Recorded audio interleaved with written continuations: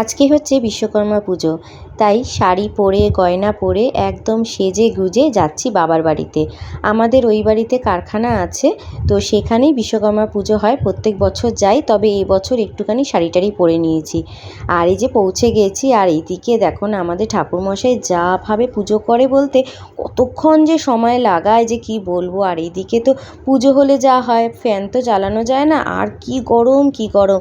আর ওইদিকে তো ওরা দুজন একেবারে মানে আমার মেয়ে আর দিদির মেয়ে উপরে বসেই বেশ গল্প করছিল, আড্ডা দিচ্ছিল। আর বাঙালিদের বিশ্বকর্মা পুজো মানে তো খাওয়া দাওয়া মাস্ট, মানে অনুষ্ঠান হলেই আর কি হলো। তো বাবা এবারেও মাটন বিরিয়ানি অর্ডার দিয়ে দিয়েছিল, যেগুলো আমরা পেট ভরে খেলাম, মন ভরে গেল। তারপরে আবার কি গল্প টল্প করে টোরে বিকেলবেলা আবার প্যাকেট ট্যাকেট হাতে নিয়ে বাড়ি চলে এলাম। মিনি ব্লগটা ভালো লাগলে অবশ্য করেই লাইক শেয়ার কমেন্ট করো।